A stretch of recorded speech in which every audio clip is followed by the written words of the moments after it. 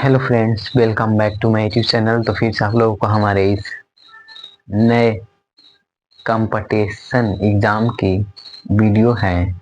इसमें आप लोगों को रेलवे यानी हम पढ़ाएंगे आपको बायोलॉजी, जिसमें रेलवे के लिए SSC, Bihar police, Bihar SSC, SI दरोगा, आर्मी और एसएससी जीडी और एनडीए यानी सभी कॉम्पिटिटिव एग्ज़ाम के लिए हम आज से यानी आज हमारा फर्स्ट वीडियो होगा बायोलॉजी का, जो आज हम पढ़ाने वाले हैं आपका सेल, और सबसे आसान भाषा में आपको हम समझाने का प्रयास करेंगे, ठीक है। इसके बाद आपको किसी भी वीडियो की जरूरत ना होगी, इस प्रकार से हम आज पढ़ा देंगे सेल, ठीक है। तो आप लोग नए हैं तो चैनल को सब्सक्राइब कीजिए, क्योंकि इस पे प्रतिदिन यानी पूरा बायोलॉजी इसी चैनल पे मिलेगा। तो आप लोग इसको सब्सक्राइब कीजिएगा। और यहाँ यानी पूरा सबसे पहले समझिए बायोलॉजी को कितने भागों में बांटा गया है। उसको दो भागों में बांटा गया है, यानी जूलॉजी और बॉटनी हम खुद पढ़ा देंगे पूरा, यानी फुल बायोलॉजी हम पढ़ाएंगे, ठीक है। फुल बायोलॉजी,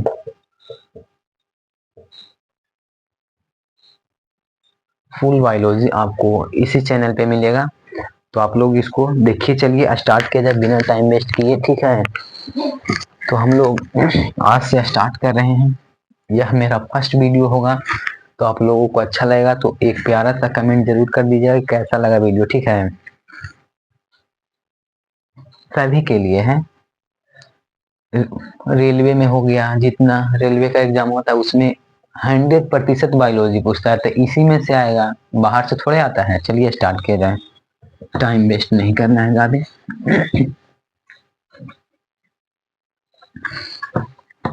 सबसे पहले हम लोग देखेंगे कि बायोलॉजी को कितने भागों में बांटा गया है। बायोलॉजी आज मेरा फर्स्ट क्लास है। बायोलॉजी को कितने भागों में बांटा गया है, सबसे आसान तरीका से समझाएंगे, ठीक है। बायोलॉजी को कितने भागों में बांटा गया है? दो भागों में। पहला जिलॉजी,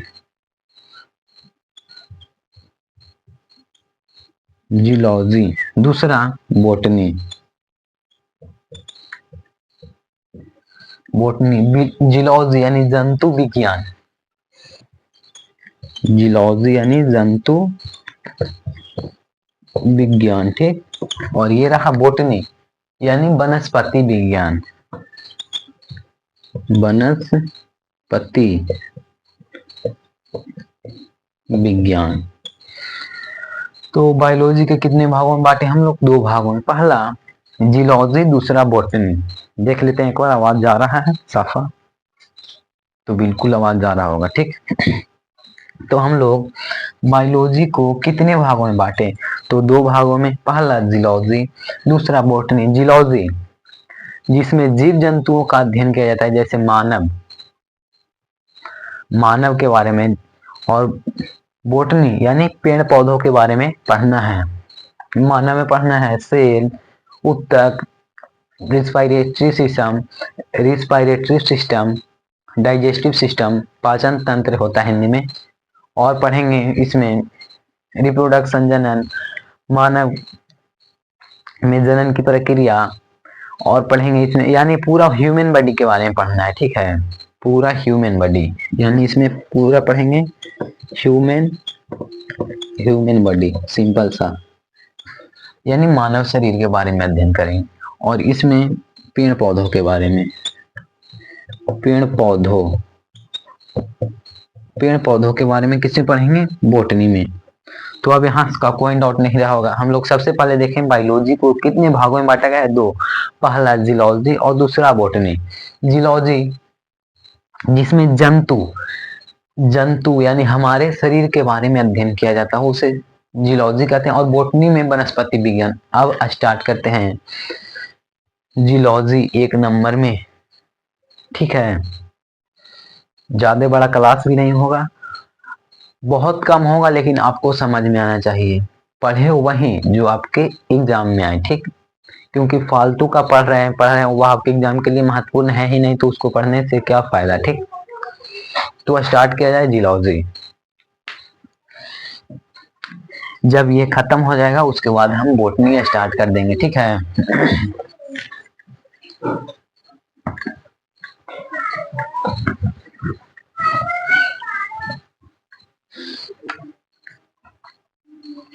सबसे पहले आज हम लोग देखेंगे क्या चीज, जियोलॉजी।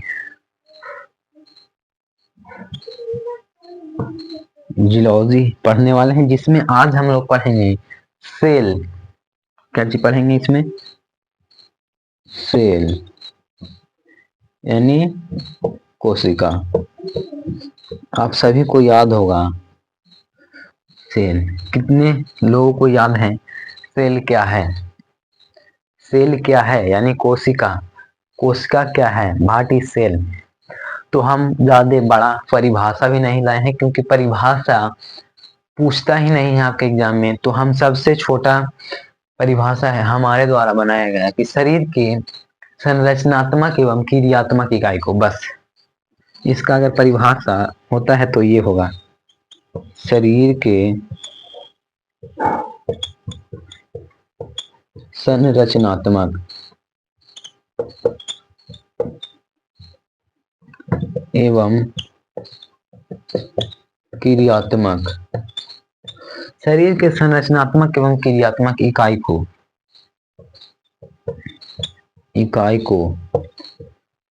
कोशिका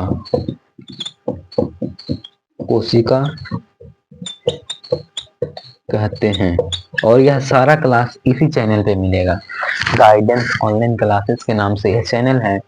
इसका प्ले लिस्ट हम बना देंगे, और जिसमें सारा वीडियो आपको पार्ट बाय पार्ट, यानी डे फर्स्ट था तो डे फर्स्ट का ये है, इसके बाद आगे बढ़ाएंगे तो यानी प्ले लिस्ट बना देंगे, उसमें एकदम सीरियल बाय सीरियल बांट देंगे, ठीक है। तो आपको और ढूंढने की आवश्यकता ना होगा, तो हम प्ले लिस्ट बना देंगे। तो हम सबसे पहले देखें सेल क्या है। सेल क्या है, तो सेल शरीर की संरचनात्मक एवं क्रियात्मक इकाई को सेल यानी कोशिका कहते हैं। इसके बाद अगर यहाँ से अगर क्वेश्चन आता है आपके एग्जाम में, आप लोगों को एग्जाम में आया भी होगा, अगर आप एग्जाम दिए होंगे तब, कि कोशिका का अध्ययन को क्या कहते हैं। कोशिका के अध्ययन को क्या कहते हैं, क्वेश्चन है, पहले हम लिख देते हैं, ठीक है। कोशिका के अध्ययन को, इसके बाद कोशिका के अध्ययन को, कोशिका के अध्ययन को किस नाम से जाना जाता है, तो आप सभी को पता होगा कोशिका के अध्ययन को साइटोलॉजी, कोशिका के अध्ययन के साइटोलॉजी,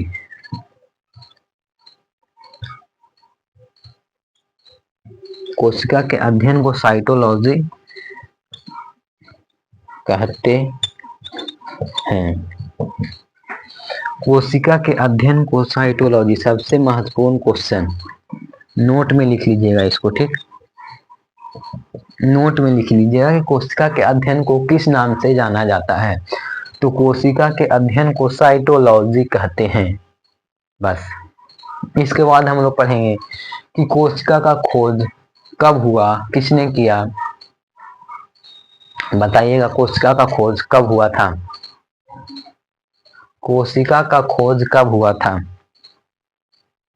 तो नोट में लिख लीजिएगा कि कोशिका के अध्ययन को साइटोलॉजी के नाम से जाना जाता है, ठीक।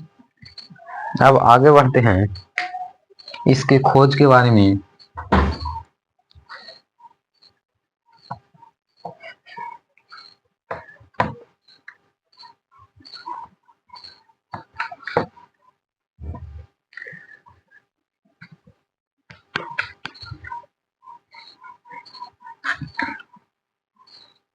कोशिका, इसका बताइए, हम ज्यादा फालतू का नहीं लिखाएंगे, ठीक। सिर्फ लिखते हैं खोज इसका कब हुआ था, यानी कोशिका का, ऐसे भी लिख सकते हैं, ऐसे और आसान याद रहता है। यानी कि नोट में ऐसे लाइन वाइन लिखेगा कि कोशिका का खोज इतना ईस्वी में इसने किया था, इतना अच्छा नहीं लगा, सिर्फ शॉर्ट लिखिए।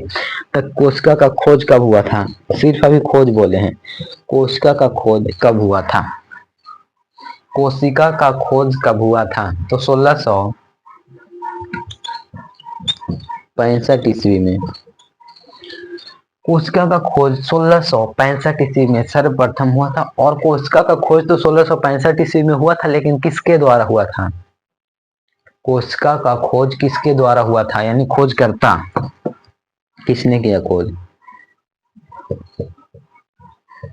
किसने खोजा, किसके द्वारा खोजा गया बताइए तो।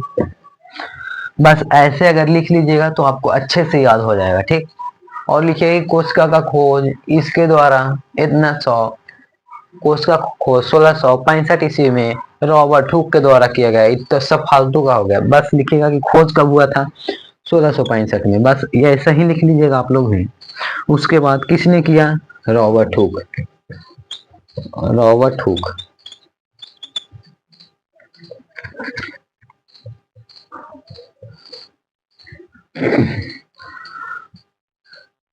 Robert Hooke. तो कोशिका का खोज 1665 ईस्वी में हुआ था, किसके द्वारा किया गया था, रॉबर्ट हुक के द्वारा। क्वेश्चन है कि क्या रॉबर्ट हुक के द्वारा जीवित कोशिका का खोज किया गया था, बताइए तो नहीं। यह जो सर्वप्रथम 1665 ईस्वी में कोशिका का खोज हुआ था, यह एक मृत कोशिका था। कैसा था, मृत खोज हुआ था कोशिका का। कैसा कोशिका यहाँ था, मृत, यहाँ लिख लीजिएगा ब्रैकेट में, ये मृत कोशिका का खोज किए थे, ठीक। रॉबर्ट हुक जो थे, इन्होंने मृत कोशिका का खोज किए थे 1665 ईस्वी में, ठीक। और जस्ट यानी इसके बाद 9 साल के बाद 1665 में 9 जोड़ेंगे तो कितना होगा बताइए तो सन 1900 सन 1600 जीवित कोशिका का खोज, जीवित कोशिका का खोज, जीवित कोशिका का खोज सन यानी 9 साल के बाद, यानी 1674 ईस्वी में, 1674 ईस्वी में, 1674 ईस्वी में जीवित कोशिका का खोज किसके द्वारा किया गया था बताइए आप। हम लोग तो पढ़े मृत कोशिका का खोज 1665 ईस्वी में रॉबर्ट हुक के द्वारा किया गया था, लेकिन वह कैसा कोशिका था, मृत था, जीवित नहीं था। वह मृत जीव द्वारा, मृत जीवों में वह खोजे थे, वह मृत कोशिका का खोज किए थे। लेकिन जो 1674 ईस्वी में खोज हुआ था, वह जीवित कोशिका का खोज हुआ था, लेकिन किसके द्वारा किया गया था बताइए तो, खोज किसके द्वारा किया गया था, जीवित कोश।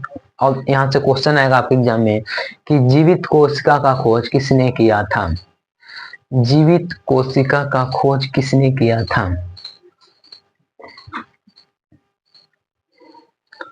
यही रहेगा, जीवित कोशिका का खोज किसने किया, खाली लिखिएगा किसने, किसने किया था।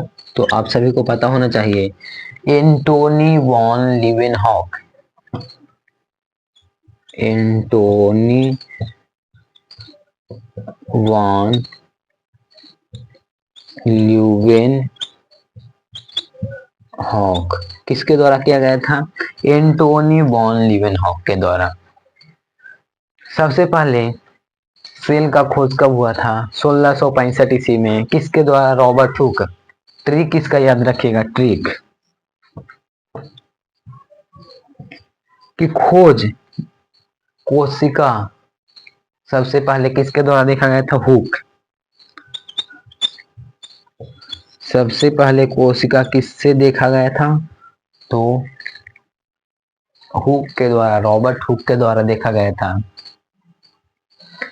लेकिन वह कैसा कोशिका था, तो वह मृत कोशिका था। लेकिन सन 1674 ईस्वी में, यानी 9 साल के बाद, 9 साल के बाद, 9 साल के बाद फिर कोशिका का खोज किया गया था।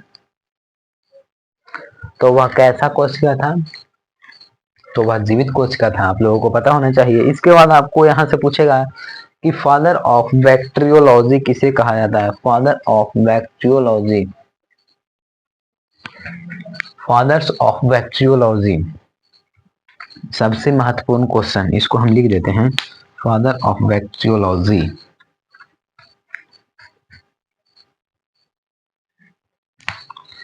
और नोट में लिख लीजिएगा, ठीक है। Father of bacteriology,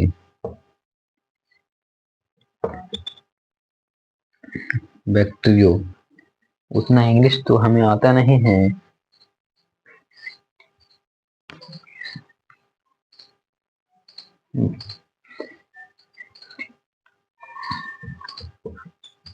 fathers of bacteriology किसे कहा जाता है, तो रॉबर्ट हुक को, रॉबर्ट हुक।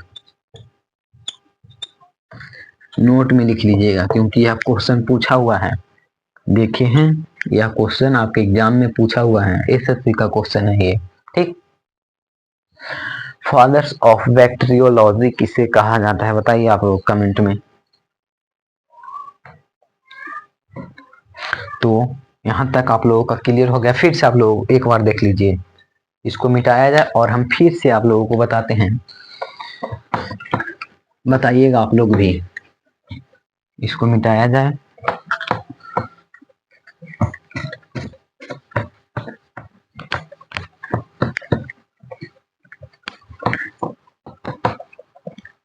तो आज हम लोग काची पढ़े, सेल। काची आज हम लोग पढ़े सेल। एक ही दो चीज याद रखिए, तीनों क्वेश्चन, पांचवें क्वेश्चन पढ़िए लेकिन अच्छे से पढ़िए, उसको याद रहना चाहिए।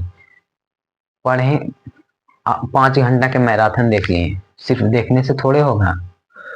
5 घंटा में अगर आपको 5 भी क्वेश्चन याद हो रहा है तो बहुत कम है, उसमें टाइम देना बेकार है। 5 घंटा आप दिए और आपको 5 क्वेश्चन याद हुआ तो क्या फायदा हो, 5 घंटा तो बर्बाद हो गया। लेकिन आपको 30 से 35 मिनट पढ़े और यहाँ से आपके एग्जाम में 3 से 4 अंक आ रहा है तो सबसे महत्वपूर्ण क्लास वह माना जाएगा। किसी का भी क्लास हुआ, मेरा थोड़े हैं, किसी अन्य का भी आप क्लास कहीं देखते होंगे तो उतना टाइम मत दीजिए, मैराथन मत देखिए। मैराथन कब होता है, जब आपका सिलेबस कंप्लीट होता है, जब आपका सब सिलेबस कंप्लीट होगा पीछे वाला, उसी का मैराथन, यानी जो पढ़े हैं आपका वही वन शॉट होता है। तो क्या फायदा वो बेसिक का। अगर आप बेसिक अच्छे से अगर पढ़ लेते हैं तो मैराथन की कोई आवश्यकता नहीं पड़ती है, ठीक। तो मैराथन के फेरा में मत पड़िएगा। मैराथन में 5 घंटा 7 घंटा का क्लास लेकर आ जाते हैं और जो पढ़ लिया है बच्चा उसी को पढ़ाने के लिए टाइम वेस्ट करता है, तो वो इम्पोर्टेंट नहीं है, ठीक है। बेसिक आप अच्छे, बेसिक है ना, जो आप, जो एनटीपीसी थी, एलपी टेक्नीशियन का जो अब एग्जाम हुआ था अभी कुछ दिन पहले, उसमें एनसीईआरटी क्लास 10th का पूछा था, एनसीईआरटी साइंस था। तो आप एनसीईआरटी पढ़िए, लाइन बाय लाइन करके अगर आप पढ़ते हैं तो आपका सिलेक्शन 110% होगा। आपका बेसिक अच्छा है तो आप किसी भी फील्ड में आप जॉब ले सकते हैं, ठीक है। तो आप लोग पहले बेसिक कंप्लीट कीजिए, मैराथन ये सब के फेरा मत पड़िए, ठीक। तो टाइम वेस्ट नहीं करते हैं, चलिए स्टार्ट करते हैं। फादर ऑफ बैक्टीरियोलॉजी बताइए किन्हें कहा जाता है, रॉबर्ट हुक को। सबसे पहले हम लोग पढ़े सेल, खोज। खोज किसके द्वारा हुआ था, खोज, सेल का खोज कब हुआ था, 1665 ईस्वी में, 1665 ईस्वी में। लेकिन एक कैसा था, मृत, कैसा था, मृत। और देखिए इसके बाद इसका खोज, खोज किसने किया, किसने किए थे, किसने किए थे, किसने खोज किए थे, तो अभी तुरंत बताए थे, रॉबर्ट हुक, रॉबर्ट हुक के द्वारा, रॉबर्ट हुक के द्वारा। इसके बाद हम लोग देखें, लेकिन यह कैसा कोशिका खोजे थे, मृत। तो मृत कोशिका खोजे थे तो जीवित कोशिका का तो भी खोज होना चाहिए।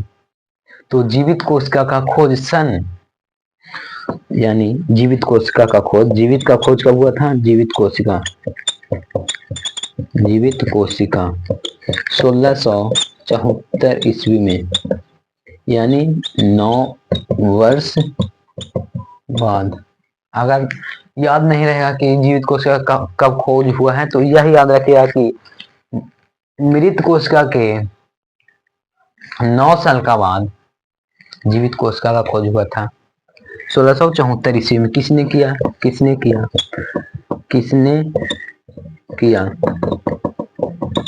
Antony von Leeuwenhoek.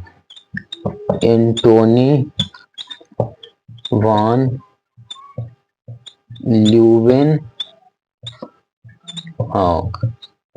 Antony von Leeuwenhoek. तो क्या यहां तक क्लियर है? देख लेते हैं एक बार। तो यहां तक आप लोगों का क्लियर हो जाना चाहिए। ठीक, यहां तक आप लोग